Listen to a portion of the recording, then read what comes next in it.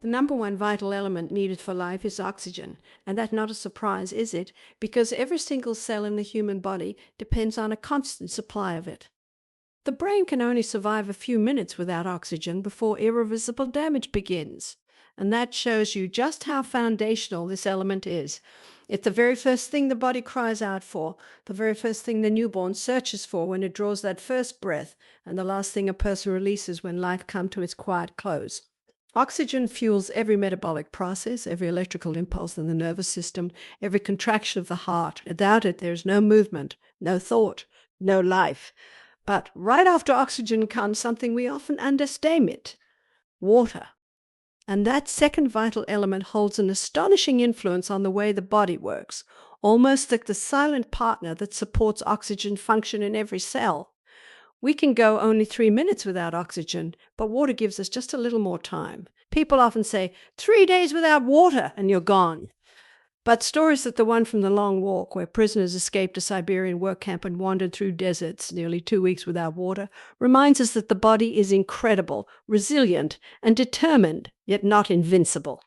Wherever water is scarce, you rarely see people living comfortably, because water is one of the essential building blocks of life. How is involved in digestion, circulation, detoxification, brain function, joint lubrication, cell structure. It's not a single operation in the human body that does not rely on water.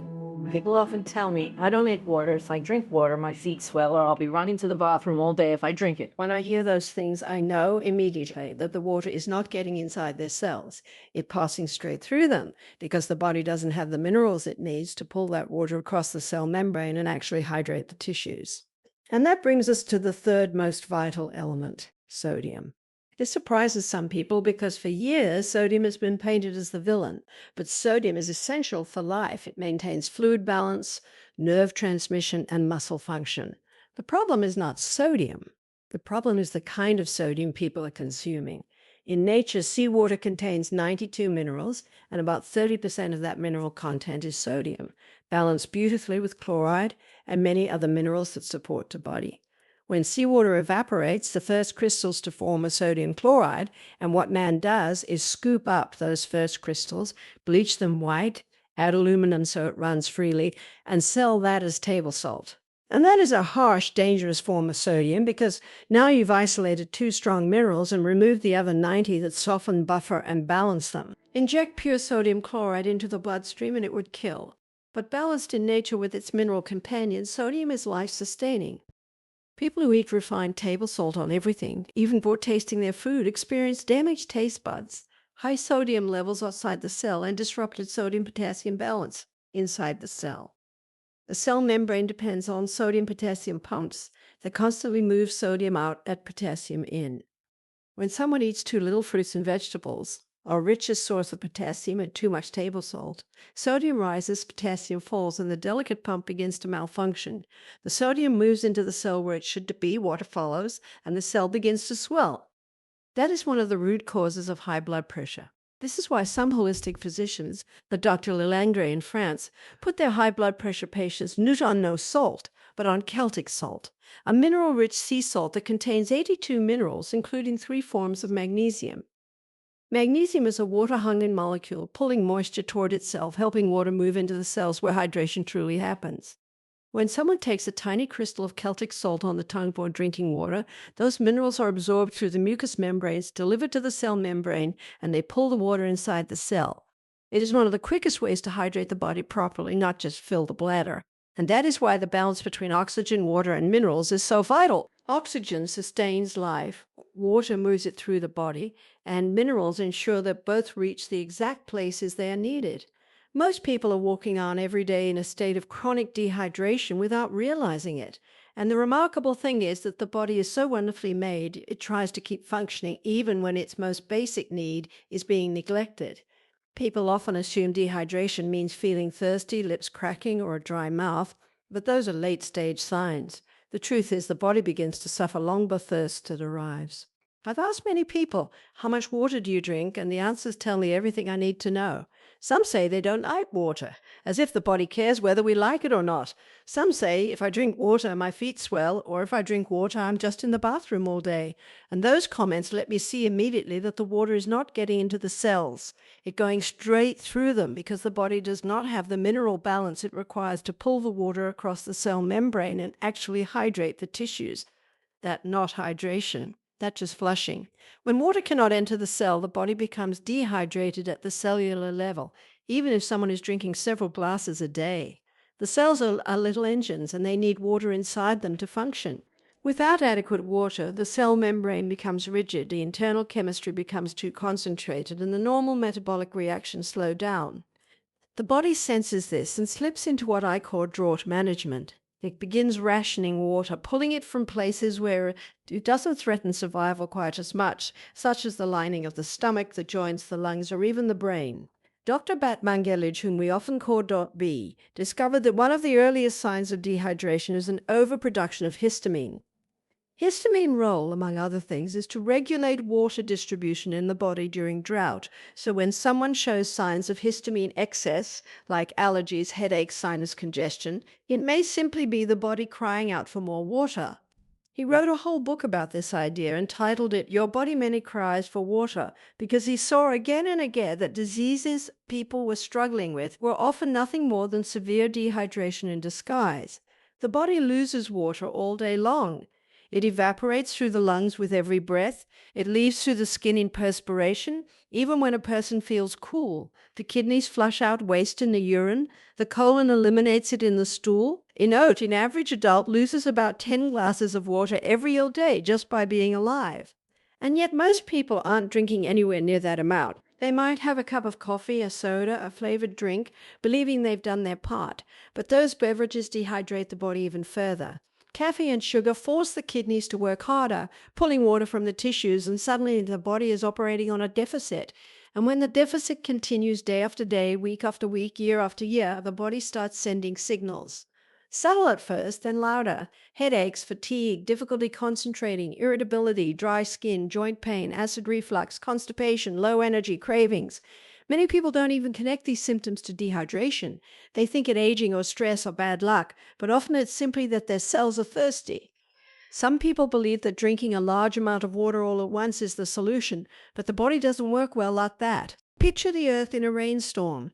When the rain comes slowly, the ground absorbs it, but when it pours in buckets, the soil can't take it in fast enough and it runs off, taking nutrients with it, causing erosion and flooding.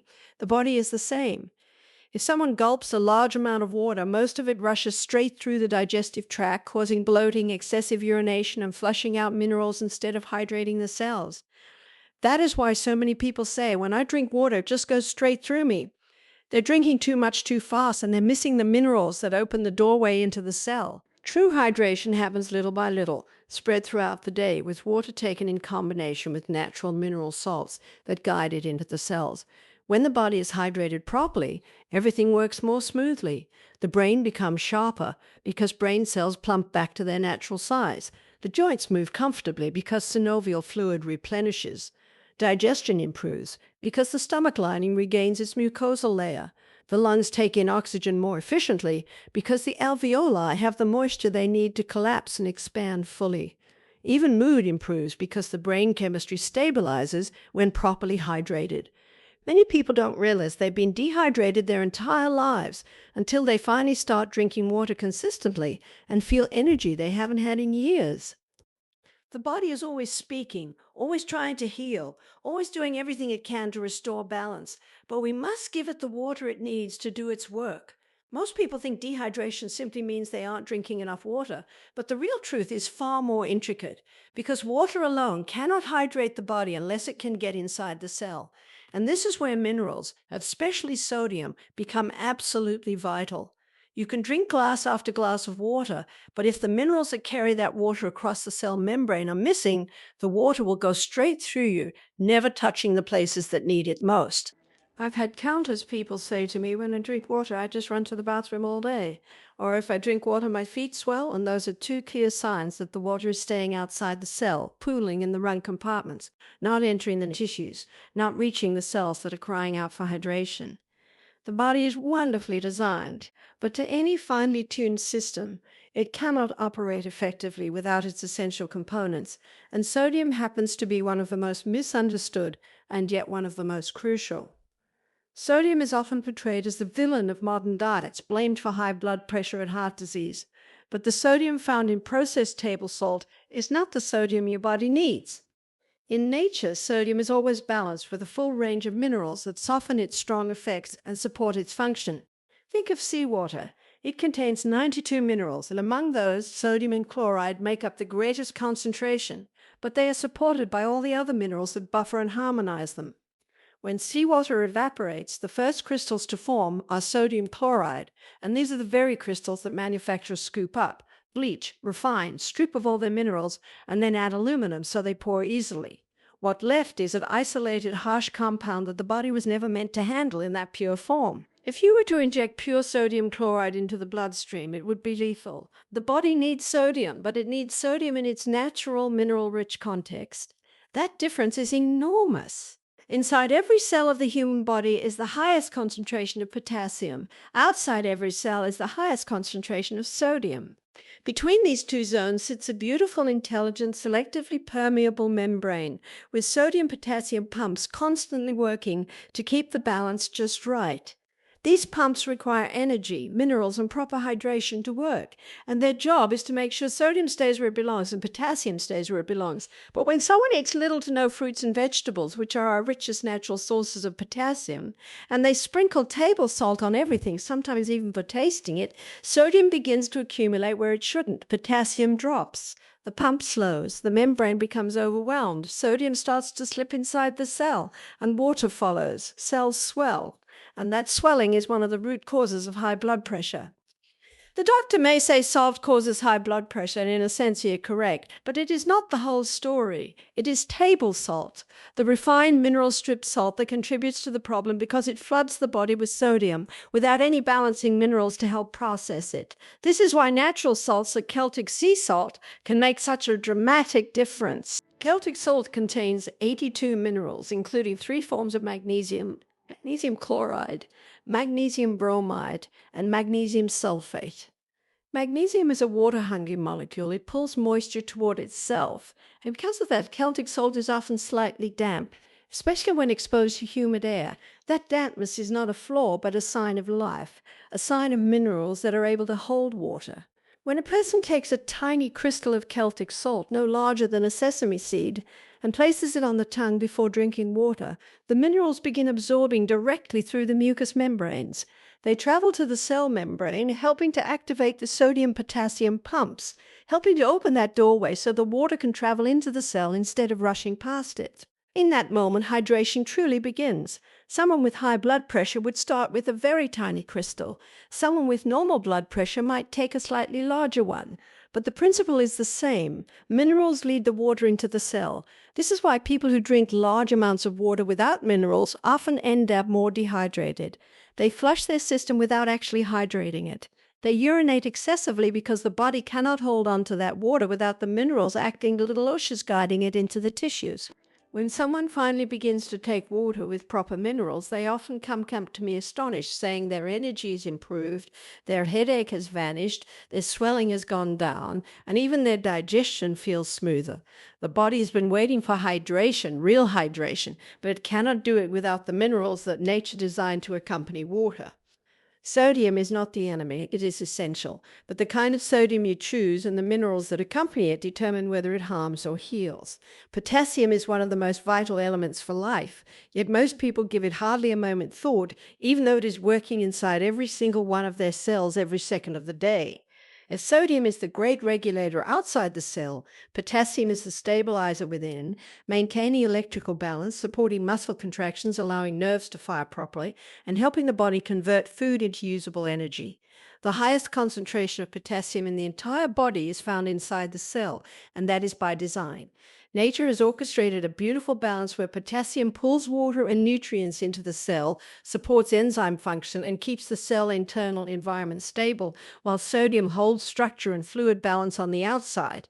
These two minerals work together like a dance, but only when they are in the right proportions. And said, okay, we'll give you 10 days. And I reckon that's a really good test. Let's just try it. And in 1 Thessalonians 5:21, the Bible says, prove all things. That's a challenge.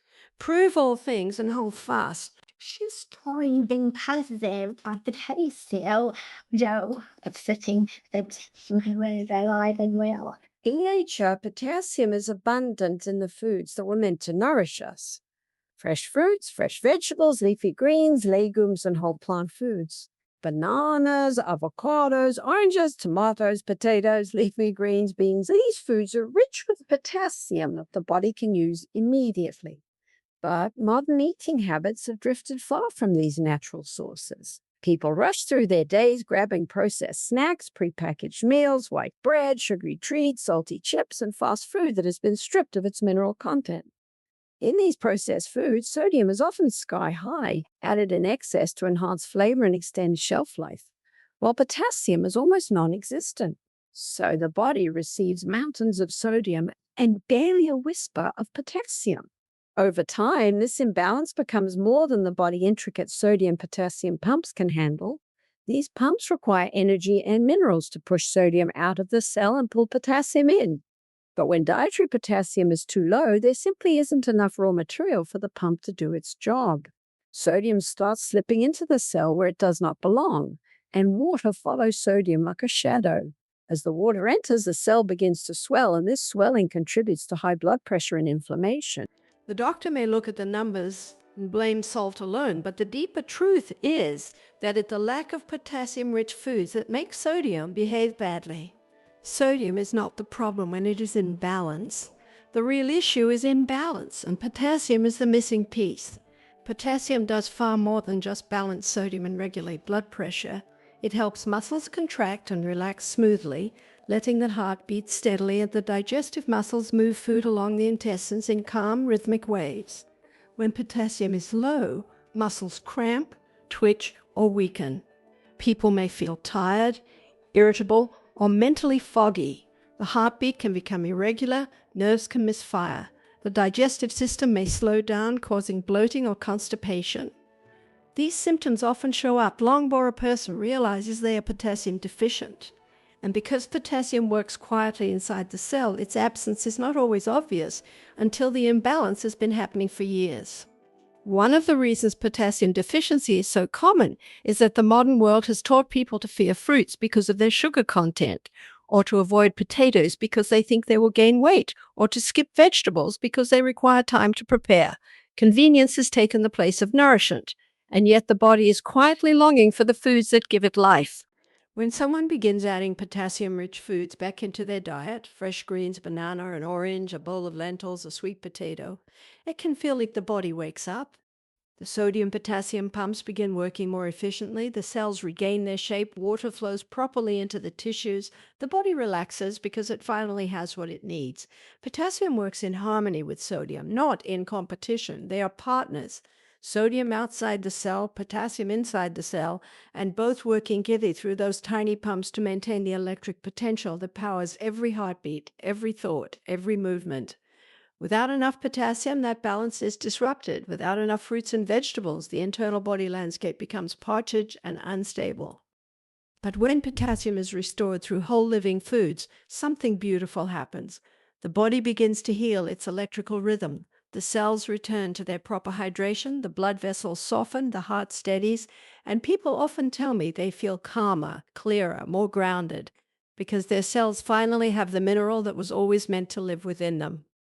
Celtic salt is one of the most misunderstood gifts that nature has given us, and when people first hear the word salt, they immediately think of the white, sharp, processed table salt that sits on every restaurant table. But Celtic salt is nothing at that. It is a living salt, a mineral-rich salt, a salt that has been harvested the way nature intended, with its full spectrum of minerals intact. It carries the memory of the sea, the balance of the earth, and the chemistry that the human body recognizes instantly. When you taste it on your tongue, something remarkable happens. You feel the minerals waking in the senses. The moisture in the salt telling you that this is not a dead product, but a naturally balanced substance designed to nourish. Celtic salt contains 82 minerals, and these minerals are in ratios that the human cell understands, because the internal environment of the cell mirrors the mineral composition of the ocean. We were created from minerals. Our cells rely on minerals. And when someone consumes Celtic salt, those minerals help orchestrate hydration, nerve function, muscle contraction, digestion, and overall cellular balance. People often ask why Celtic salt is sometimes damp, as if the dampness means it's contaminated, but the dampness is one of the very signs of its richness. Celtic salt contains 3 forms of magnesium, magnesium chloride, magnesium bromide, and magnesium sulfate. Magnesium loves water as a water-hounded molecule. It pulls moisture toward itself, holds it, absorbs it, and because of that, the salt stays moist, especially after rainfall. That moisture is not a flaw, it is nature's fingerprint. Those magnesium molecules help the body in countless ways. They calm the nervous system, support muscle relaxation, stabilize the heart rhythm, soften the blood vessels, and, most importantly, help water get inside the cell. When someone places a tiny crystal of Celtic salt on their tongue and follows it with water, the magnesium escorts the water across the cell membrane. This is why people who feel bloated or swollen or complain about constant urination when drinking water often find immediate improvement when they add Celtic salt. It redirects the water into the tissues rather than letting it pass straight through. The problem with modern diets is not sodium, it is the type of sodium. When man interferes with nature design by bleaching salt, removing its minerals, and adding aluminum to make it pour neatly, he creates a harsh substance that no longer works harmoniously with the body. Table salt is stripped down to only sodium chloride, and sodium chloride by itself is a powerful, almost aggressive compound. It is so strong that if injected directly into the bloodstream, it could be lethal. Nature never intended sodium chloride to be consumed alone. It intended it to come wrapped in its family of minerals, buffered, softened, and balanced. That is why Celtic salt behaves differently in the body. It does not shock the system, it nourishes it.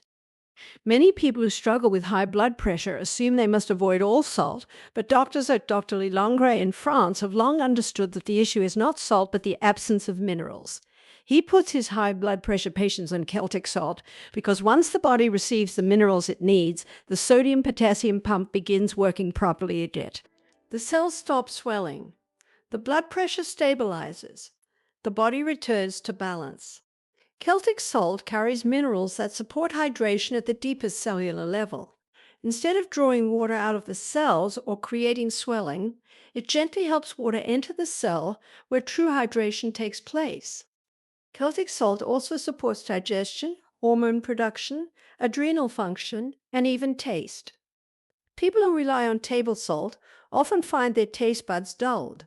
They pour salt on everything, even for tasting their food, because the harshness of the sodium chloride has essentially numbed their ability to detect subtle flavors.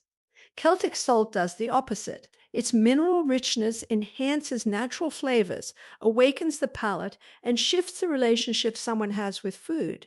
It helps people enjoy simpler, more nourishing foods without needing heavy seasonings or overly processed flavors. When someone begins replacing table salt with Celtic salt, the change can be profound. Hydration improves because the body finally receives the minerals it needs to bring water inside the cells.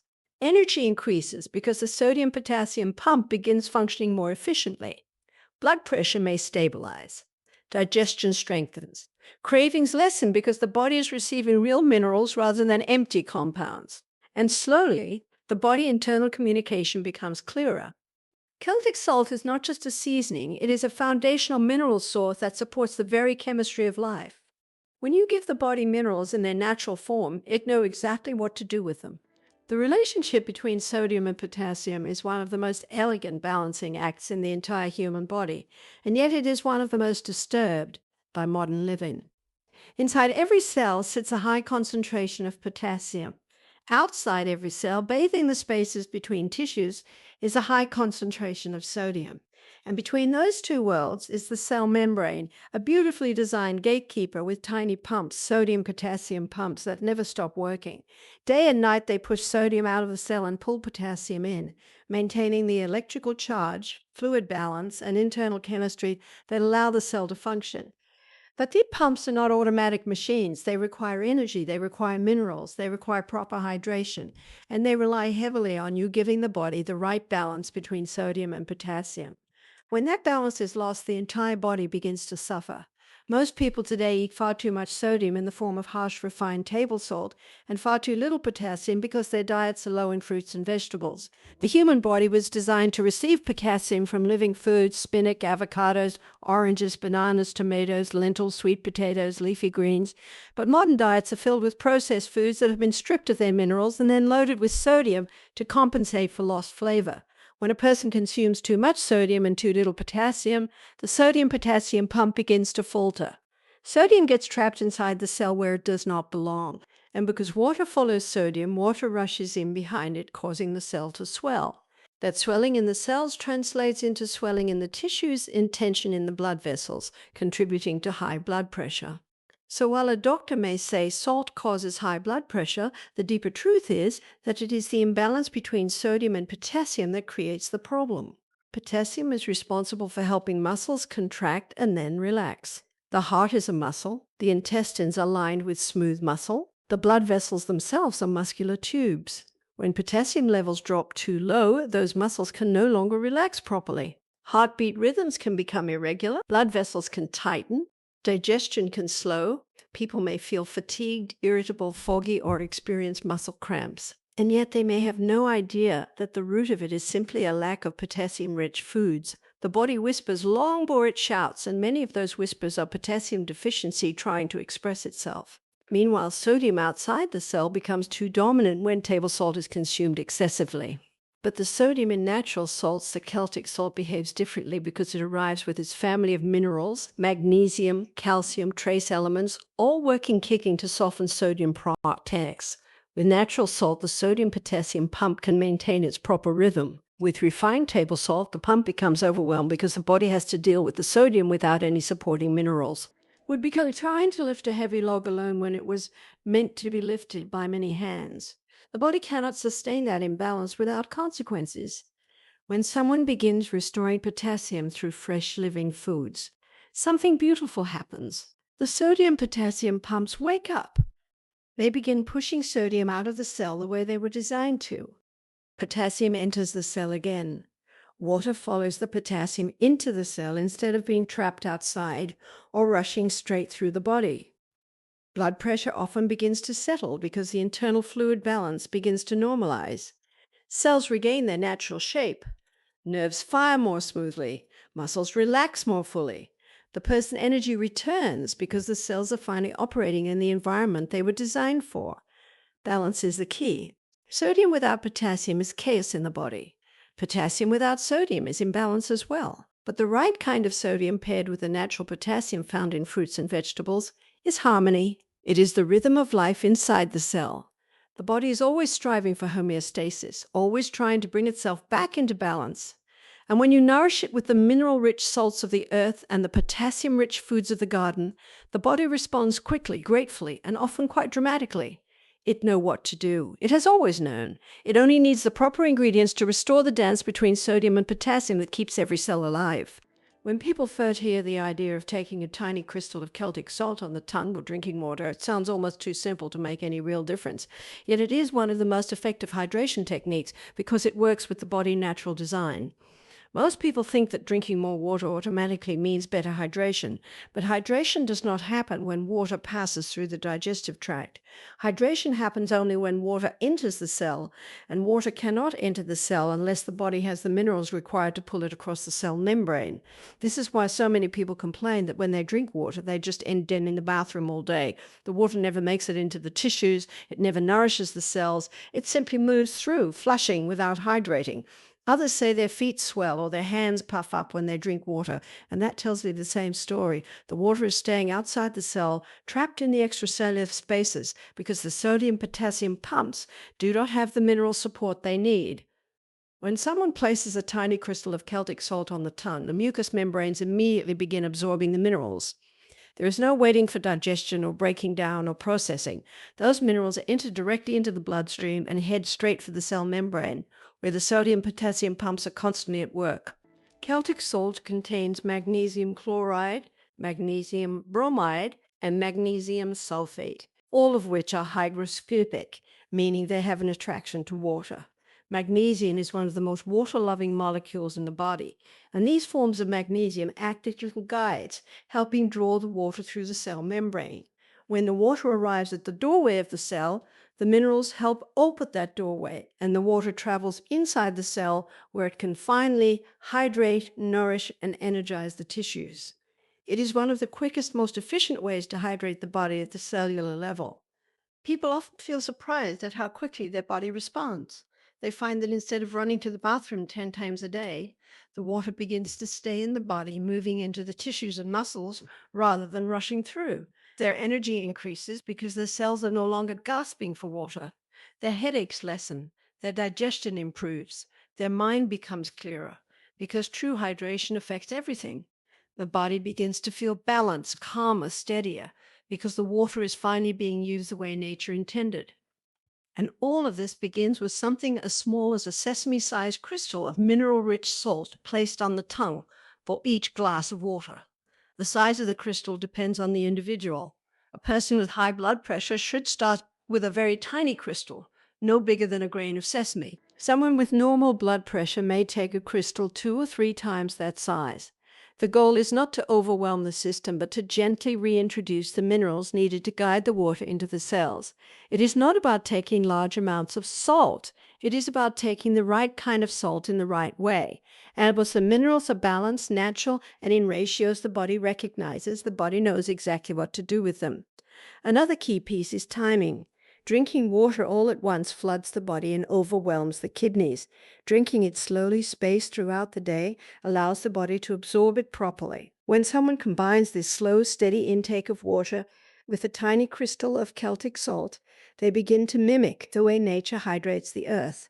Think of the way the rain falls, not in buckets that wash the soil away, but in gentle, steady drops that soak into the ground and nourish the roots. The body responds beautifully to this pattern because it was created for it. This simple practice also reduces swelling in many people because as the water finally moves into the cells, less of it remains trapped outside. The body no longer has to hold on to excess water defensively because it is no longer confused or starved of minerals. People often think swelling is caused by too much water, but swelling is caused by water being in the wrong place. Minerals help correct that imbalance. Over time, people notice profound improvements in their hydration, energy, blood pressure, digestion, and even their appetite. Because when the cells are hydrated, the body stops sending out false hunger signals. Hydration regulates hormones, stabilizes mood, supports brain function, and strengthens immunity. And all of it begins with minerals guiding water into the cells.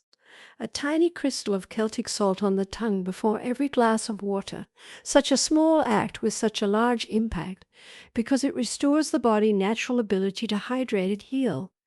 Digestion is one of the most delicate, finely tuned processes in the body, and yet it is one of the very first to suffer when a person is dehydrated. Most people never make the connection between their stomach troubles and their water intake, but the body makes that connection immediately. When the body senses that not enough water is coming in, it slips into what I call drought management. It begins reallocating water to protect the most vital functions, maintaining blood volume, keeping circulation going, sustaining the brain. And it takes that water from places that seem less urgent in the moment. One of the first places the body withdraws water from is the lining of the gastrointestinal tract. The stomach has a thick mucosal layer designed to protect its tissues from the hydrochloric acid used for digestion. That mucosa contains sodium bicarbonate to neutralize any acid that tries to rake through. But when the body is dehydrated, that mucosal lining thins. Without that protective pater, the stomach becomes vulnerable, and the very acid that should be breaking down food can begin irritating or even damaging the stomach wall. People often think a dry mouth means dehydration, and it does, but too much saliva can also signal dehydration. The body, in an attempt to protect itself, tries to create a buffer against the dryness, and saliva increases. It is a strange thing because most people do not associate excessive saliva with dehydration, but the body speaks in many languages, and this is simply one of them. From the mouth downward, dehydration begins to interfere with every digestive function. When someone smells food or begins to chew, hydrochloric acid is released. That acid not only activates pepsinogen into pepsin to digest proteins, but it also acts as a disinfectant, wiping out harmful bacteria and yeasts. But if someone drinks a large glass of water with their meal, that water dilutes the acid and weakens its strength. Now, any harmful microbe that should have been neutralized can slip past.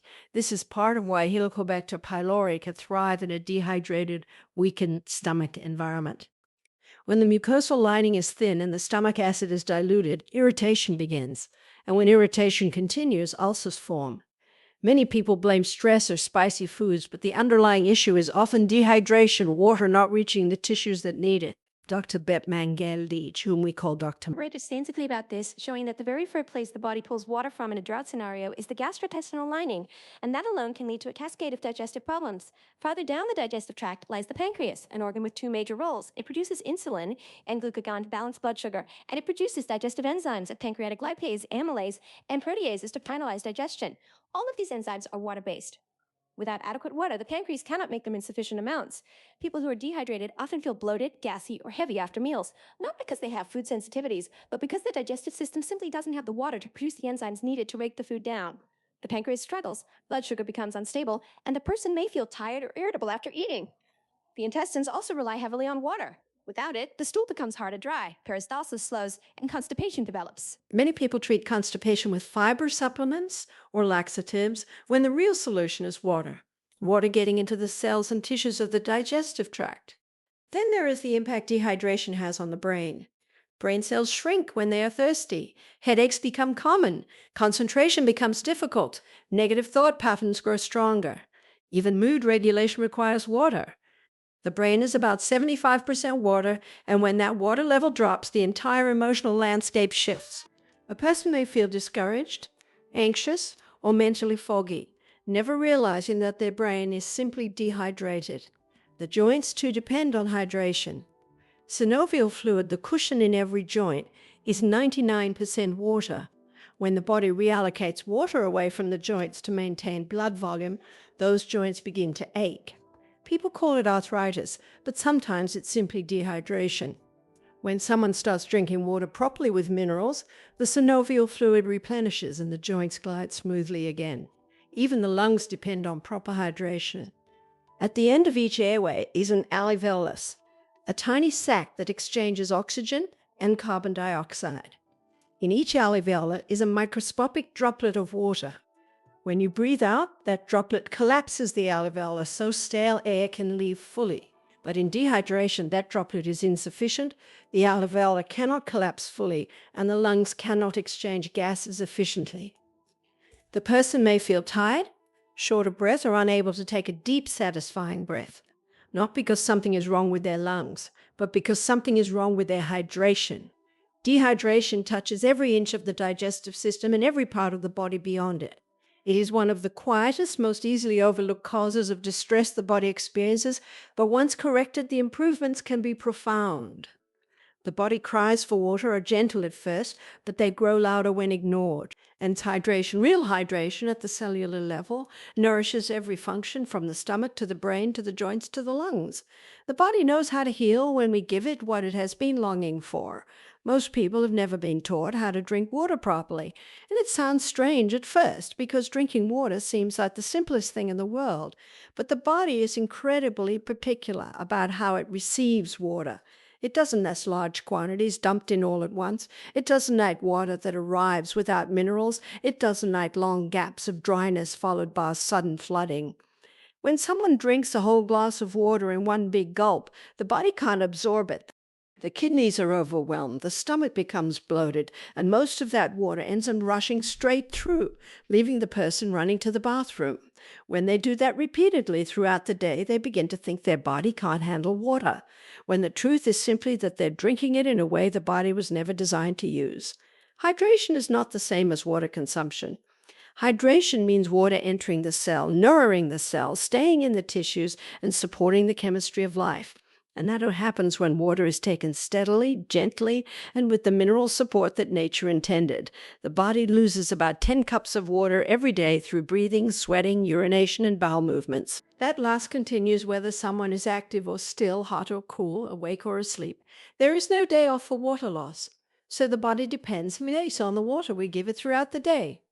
The ideal amount for most people is 8 to 10 glasses of water, but it shouldn't be taken all at once.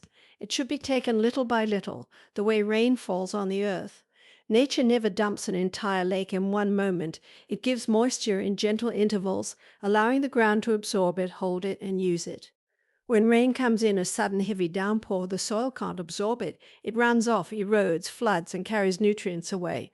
The same thing happens inside the body. A sudden downpour of water flushes minerals, stresses the kidneys, disturbs digestion, and does nothing to hydrate the cells. Spacing water throughout the day allows the body to absorb it quietly and fully. Drinking half a glass upon waking, another half a little later, sipping water between meals, and hydrating slowly keeps the cells continually supplied. And when this pattern is combined with a tiny crystal of Celtic salt for each glass, hydration becomes even more efficient because the minerals help guide the water into the tissues instead of letting it pass straight through. People often feel shocked at how different they feel when they drink water this way. They're no longer bloated. They're no longer running to the bathroom constantly. Their energy becomes steadier, their skin soften, their digestion calms, their headaches ease, their mood stabilizes, because the water is finally being used the way the body has wanted it to be used all along. The timing matters as well. Drinking water with meals dilutes stomach acid and interferes with digestion, so it's best to drink water between meals instead of during them. The stomach produces hydrochloric acid to break down proteins and kill harmful microbes. When water is poured onto a meal, it dilutes that acid and weakens digestion. Drinking water 15 to 30 minutes before a meal prepares their body, moistens the tissues, and supports digestion without diluting stomach acid. Drinking water 2 hours after a meal helps the body continue absorbing nutrients and flushing waste without disturbing the digestive process. These rhythms honor the way the body works. Sunlight also plays a role because vitamin D helps minerals enter the cell. Fresh fruits and vegetables contribute additional hydration because their water is structured mineral-rich and ready for cellular use. Healthy fats support hydration because they help the cell membrane remain flexible enough for water to pass through. A dehydrated person eating only carbohydrates without minerals, sunlight, or fats creates a situation where water cannot enter the cell. The body then feels panicked. It begins holding water in the wrong places, creating swelling, puffiness, and high blood pressure. It begins sending false hunger signals. It begins slowing digestion and tightening the muscles of the blood vessels. All because the water it receives cannot enter the cell. When a person begins spreading their water intake throughout the day, supporting the water with minerals, stepping into the sunlight, and eating hydrating foods, the body responds almost immediately. The cells open, the water enters, the tissues fill. The brain bright-tit, the heart relaxes, the blood flows more smoothly, the digestion strengthens. The whole system begins functioning as it should because hydration supports every process in the body. The body does not want large floods of water or long periods of dryness. It wants consistency, gentleness, and minerals. It wants water delivered the way nature delivers everything, little by little, throughout the day, with balance and patience. When hydration is done correctly, it becomes one of the most powerful, life-giving habits a person can create.